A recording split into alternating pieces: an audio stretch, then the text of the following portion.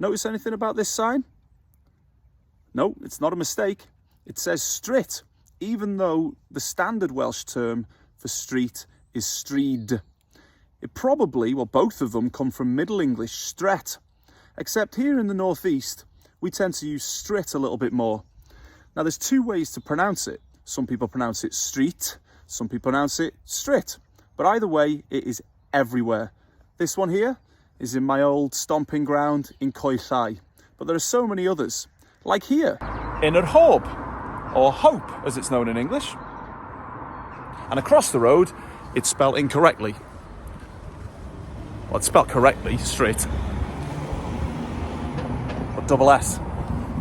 Bit weird. Or what about here in Bwlch-gwyn? Stryd Meilar. Or in Wrexham, Stryt yr Arglwydd. Round the gornel, round the corner, round the gornel. Stryt Argyle. And even here in Penacai, just outside of Rhos Llanechrigog, Stryt yr Allt, Stryt y Lampint. So, if you're ever lucky enough to be up here in the northeast, don't be surprised to see and hear Stryd or Stryt. And we even have ones with swear words on them.